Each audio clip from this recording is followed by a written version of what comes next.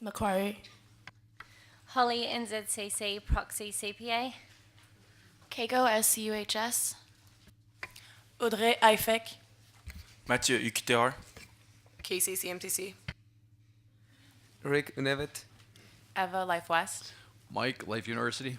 Sarah MCC. Jamie Maddock. Naomi Wyok. PHSU. Maynard DUT. Taylor Sherman. Kata ACC. All right. So at the first business day, the very first thing we did was ask if there was any changes to the minutes. But we still need to, and there was no changes, but we still actually need to vote to approve those minutes. So I'm going to give one more opportunity. Were there any changes to last year's AGM minutes? Okay, so we need to vote to approve the minutes from the 2015 AGM. All of those who approve, please raise your hands high. Yeah, technically I need a motion from the floor. Mahnaz BCC, motion to vote to approve 2015 AGM minutes. CQ CC seconds. seconds. All in favor, please raise your hands.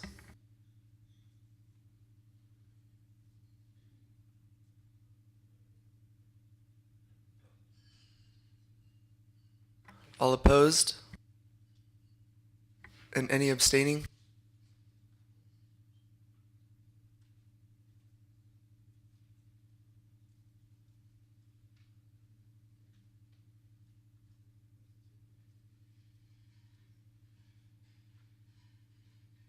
One quick announcement before we get started. Yesterday, when they came to clean up the tables right after we adjourned, there was a trash bag, like a giant trash bag, over half full of like half full water bottles. So if you guys want to like finish your water bottles or empty them out and take them out with you when you go or whatever, just to make their job a little easier. Felt like she's gonna need an adjustment after carrying that thing. All right, so we're gonna go ahead and start with the SOPs presentation.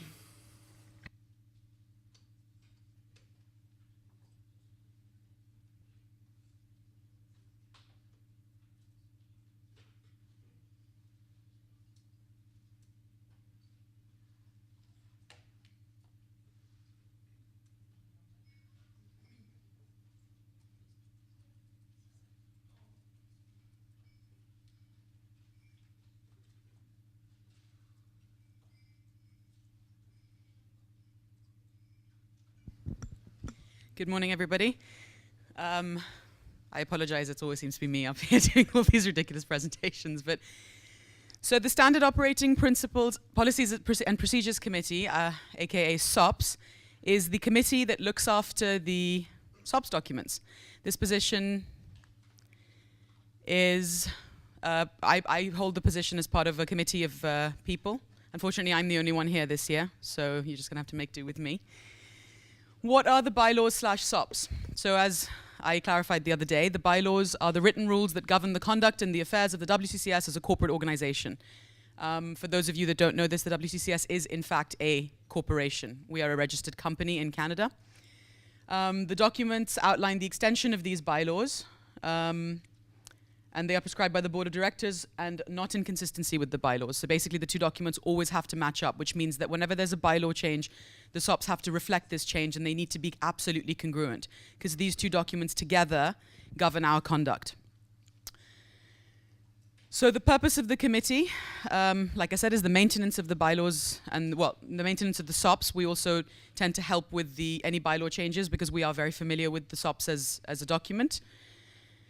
And like I said, they have to be in line with the bylaws at all times. No discrepancies can exist. If they contradict each other, it defeats the purpose of having SOPs and bylaws. So this is the only committee at the WCCS that actually requires election because they're legal documents or they're corporation-related documents. You need to be chosen by Congress as a majority to actually have access to and be able to edit these. So we have 3 roles on the committee. One is the chair. The chairperson of the committee is the communication point between the BOD and the committee. They keep a list of what was amended, what was appended, deleted, added, etc. from each meeting, coordinates the meetings, and basically just makes sure that we don't get bogged down and it keeps the sludge moving, so to speak. The document keeper, which is what I am, keeps the documents all in order, and we have a Dropbox that the members of the committee plus the one BOD liaison person have access to. And we have a meeting scheduler who basically is responsible for organizing all the doodles that we fill out across the world and use to meet up with. Very funny. So this is the current committee. So we have Tona from the AECC, who is the board member. Yasmin from RMIT, who unfortunately couldn't be here this year. She's the chair. And Lisha from NZCC, who also unfortunately couldn't be here this year, is the meeting scheduler. And then that's me. Okay, so we're going to start with basic language edits and grammar corrections for SOPs. I'm going to present all these changes to you today. They are a little bit nitty-picky, so just bear with me. We're not going to vote on them today. I think we're going to do that on Wednesday. So you have a chance to have access to this document, have a look through it, read through it, see if you have any objections to it, etc. So the first sort of change that we decided to do this year was in point 1.1, we're inserting standard operating to be congruent with the title of the document. So this change applies here to 1.2 and to 1.3. It's the same change, we're just adding standard operating in front of policies and procedures. Point number 1.4, we're adding to be as grammatical edit. Most of these will be grammatical edits. If anybody has any questions, feel free to stop me in the middle of the presentation and I'll clarify further, because this presentation is 61 slides and I want to get through it as quickly as possible. So we're adding to be as grammatical edit. Again, we're adding college/university to acknowledge that different universities call themselves different things and therefore both can be recognized under the SOPs. Insertion of the as a grammatical edit.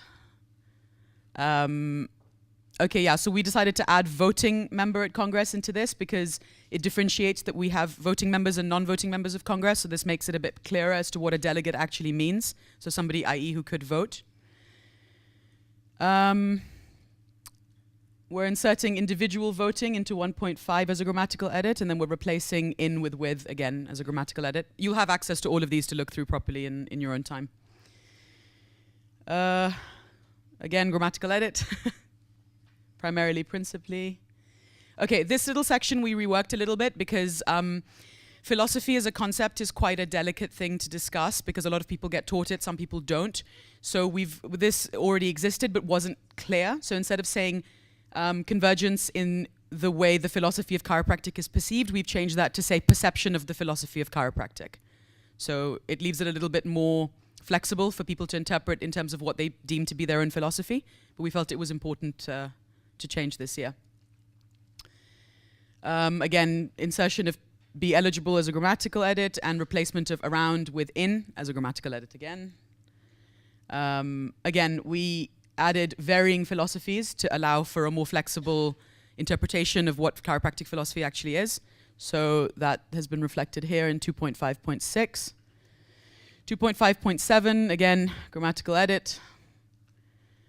2.5.9, grammatical edit. 2.5.10, grammatical edit. 2.5.11, someone want to say it? Grammatical edit. Again. And again. Okay, again, we added the word only because maintaining the members section on the website, it actually is the members only section. So again, just to allow for congruency between the two titles. So we added that.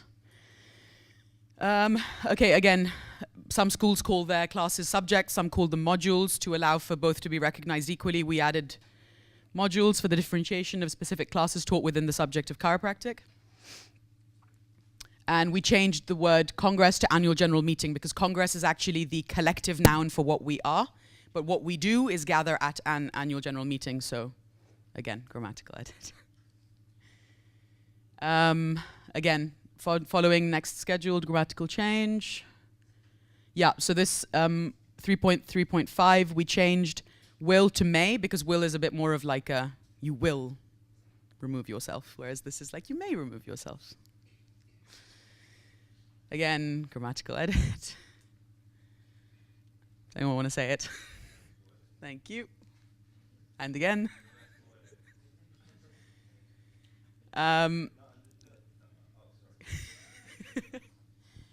Okay, so this was again just to make it a bit clearer. So worldwide, as the members' will resolution determined, didn't really make very much sense to us. So we decided to put it as voted by members in any worldwide location that the elected convener has presented.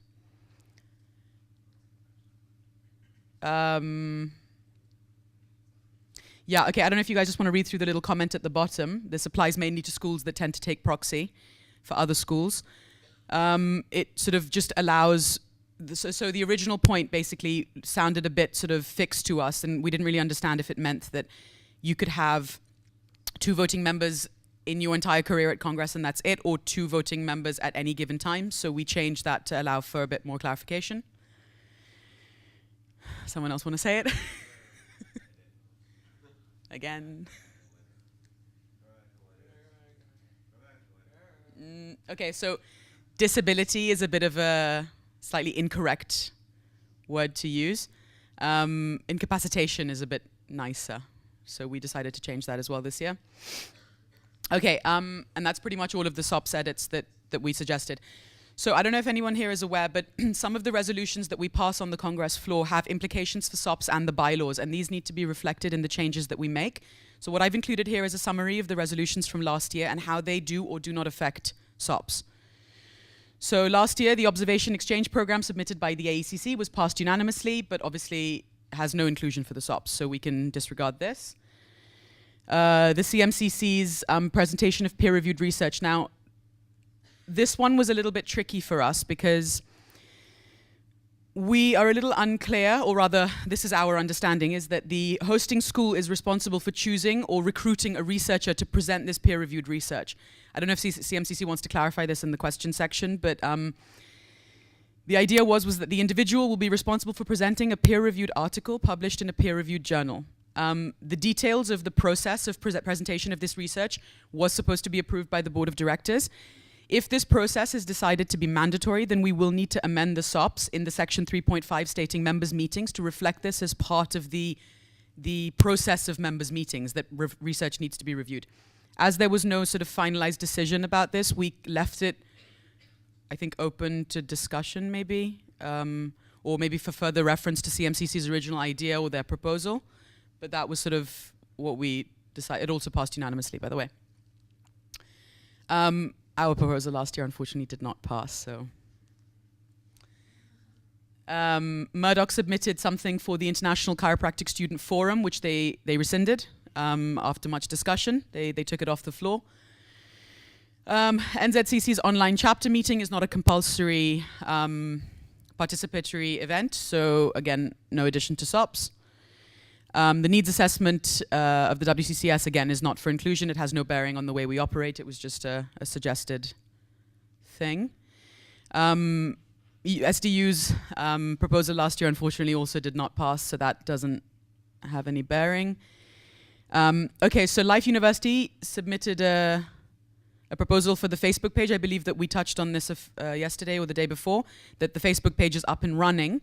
But again, it's a social media subsection, so it's moderated by the BOD. We were unaware that there actually was a page up and running. So at the time that this was sent to the BOD, we didn't know that, and therefore SOPS was it wasn't appropriate for SOPS. But we can obviously reevaluate that and see if we can put something in if it needs to be. We'll discuss this with the BOD and get back to you maybe on that one. The convener handbook again. As RMIT said, it hasn't really sort of been started yet or anything, so it's not appropriate. Having said that, if the handbook is created, we will include it in the next SOPS changes if it's necessary, to sort of say that the convener has to reference to the handbook, etc., to make sure Congress runs consistently the same year, every year. I'm going to hand over to Chanel, who has amazingly spearheaded the creation of this very necessary document. Before I hand over, actually, can we please get a round of applause for Chanel for taking initiative on this, because this is unbelievable.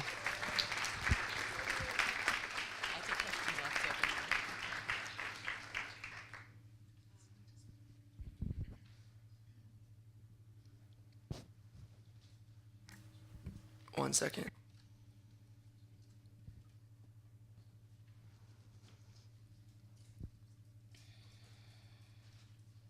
Do you want me just to? Okay.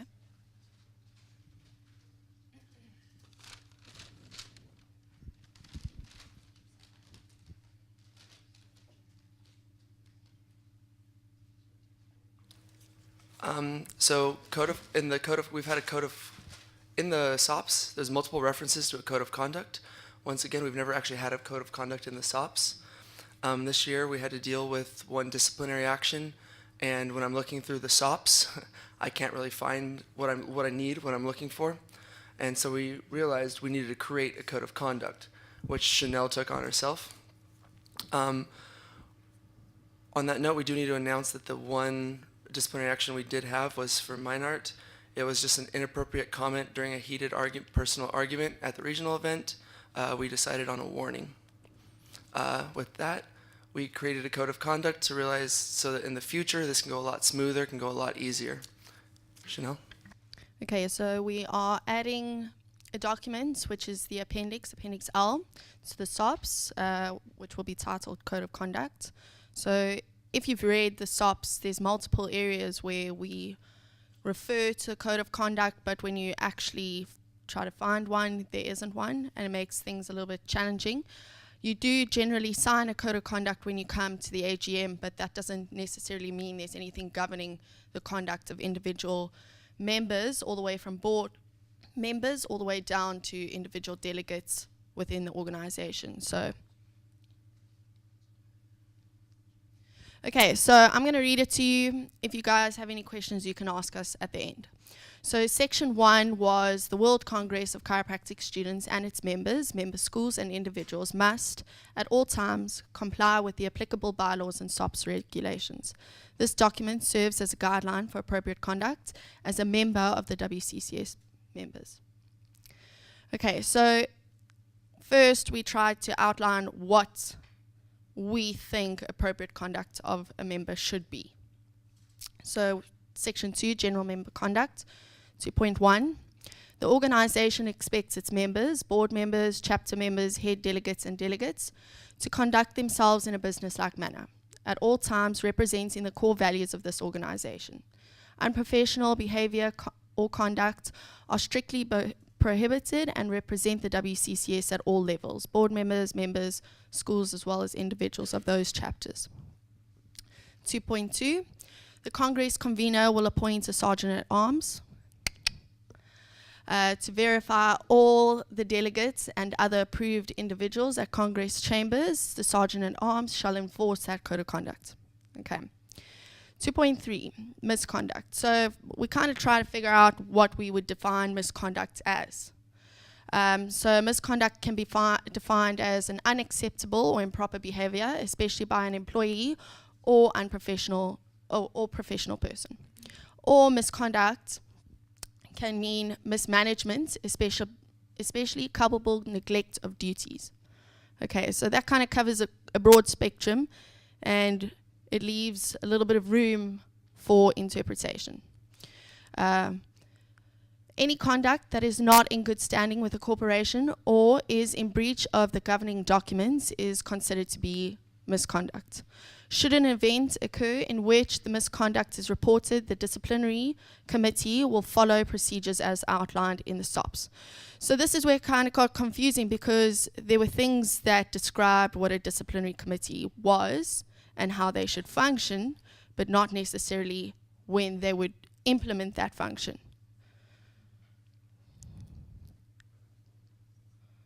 There we go.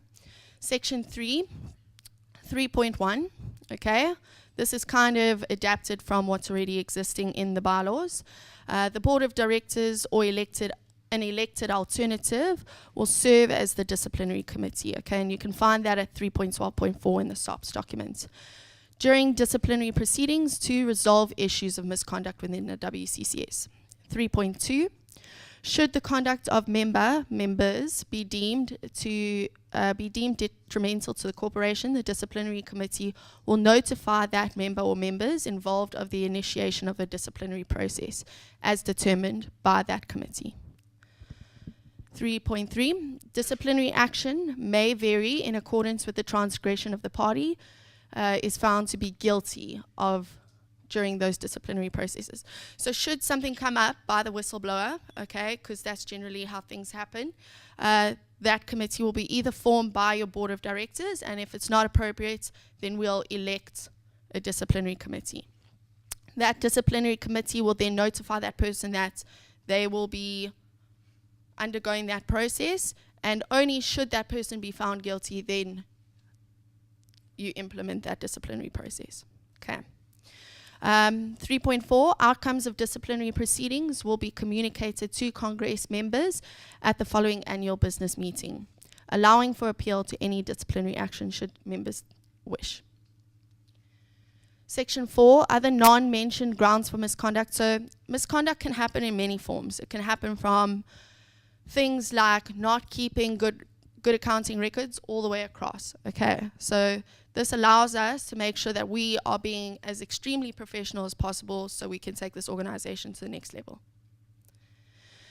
4.1, outside activities, employment, and directorships. All members share a serious responsibility for the organization's good public relations, especially at a community level. Their readiness to help with charitable, educational, and civic activities brings credit to the organization and is encouraged. 4.2, organization funds and other assets. Members who have access to the organization funds in any form must follow the prescribed proceedings for recording, handling, and protecting money as detailed in the organization's policies, and that needs to be standard now. Okay, we'll add that. Standard policies and procedures or other explanatory materials or both. The organization imposes strict standards to prevent fraud and dishonesty. If members become aware of any evidence of fraud and dishonesty, they should immediately advise the BOD or seek appropriate legal advice so that the organization can promptly investigate further. When a member's position requires spending organization funds or incurring any reimbursable personal expenses, the individual must use good judgment and provide documentation on the organization's behalf to ensure that good value is received for every expenditure. So basically, more bang for your buck. Hey, Eva. Organization funds and all other assets of the organization is or are proposed for the organization and not only for not for personal benefit. This includes personal use of organization assets. 4.3, I think this is the last area. Organization records and communications. So accurate and reliable records of any kinds are necessary to meet the organization's legal and financial obligations to manage the affairs of the organization. The organization's books and records must reflect an accurate and timely manner of all business transactions. I don't know if that's correct there. Yeah, okay, we'll fix that grammar error, my bad. The employee's responsibility for all accounting records keeping or accounting and records keeping must fully disclose and record all assets, liabilities, or both, and must exercise diligence in the enforcing of these requirements. Representatives must not make or engage in any false record or communication of any kind, with whether internal or external. So this kind of protects us on the financial and legal platform as well. So should anyone become aware of any fraud or the fact that our records are not complying with what we should be doing, then that's grounds for misconduct as well, because potentially you expose us to legal threats. Okay, thanks guys. Oh, is there one more? Okay, this is the last one, I think one of the most important ones. Dealing with outside people and organizations.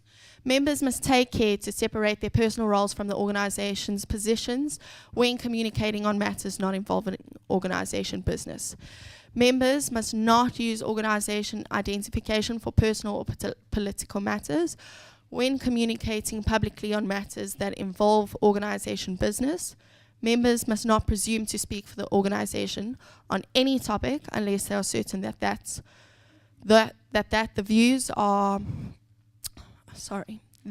the views they express are those of the organization, and it is the organization's desire to wish. Oh my gosh. Organizations desire that such views be publicly disseminated. When dealing with anyone outside the organization, members must take care not to misinterpret, compromise the integrity, or damage the reputation of the organization or any outside individual, business, or government body, which includes both personal communications or social media. So please, when communicating on behalf of the WCCS, whether in a personal capacity, such as your Facebook, or a professional one by meeting a speaker, whatever the case may be, act accordingly.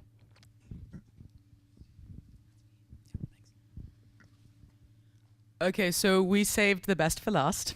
A little bit of history as to this change.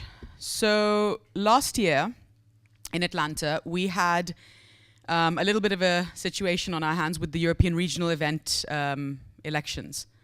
So we had two schools that both wanted to host the European regional event, and the voting just kept coming up as a tie. One school would decide to vote the other way, and then another school would decide to vote another way as well, so it would still result in it. Anyway, we went around this for ages. It turned into a complete nightmare. In order to prevent this from happening, AECC eventually won the nomination for the regional event, but poor WIOC did give them a run for their money. In order to prevent this from happening again, we decided this year to change the SOPs and add 2 new points to the subsection of voting ties. So originally, it was literally just the 2 lines in black at the top and then the bit in black at the bottom. So all the bits in red are what we've changed. So if I read it for you, it says, in the event of a tie in the ballot count for any position, the chairperson will order a recount of the ballots. In the event the vote is tallied and remains tied, the chairperson will order a second round of voting. This process will continue for a maximum of 3 voting rounds. The position will then be awarded to the recipient of the majority of votes cast, right? Point number B of this then states, in the event of 3 rounds of voting which consistently result in a tie, the ballot will be opened for all voting members from every region. So to explain this to you, Europe couldn't decide who should host the regionals. We had 3 opportunities to do so, and we just couldn't decide. We couldn't figure it out.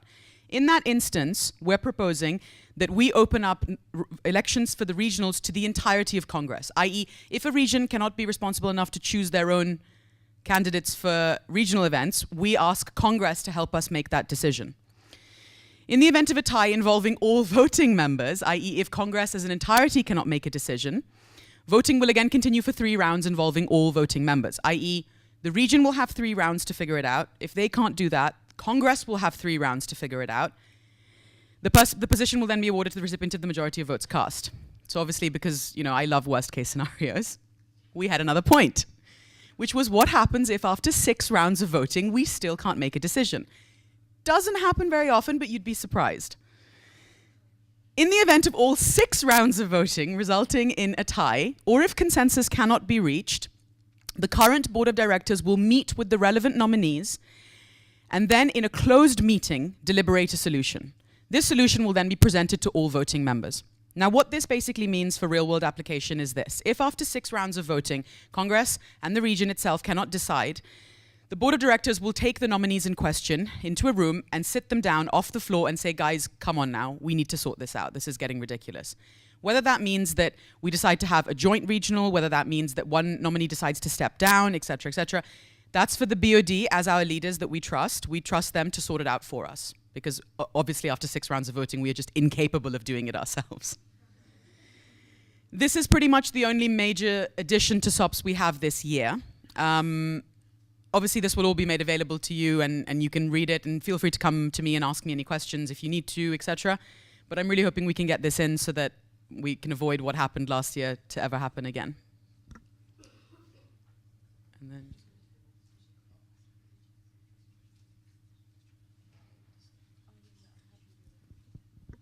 so I've just been asked to clarify this by Sarah. This rule for voting applies to any votation for a position that we have. So i.e. board of directors, SOPs committee, regional events, and AGM conveners. So I don't think this has any bearing on proposals. Those are voted under different terms. This is just for nominated positions, i.e. conveners, board of directors, and SOPs.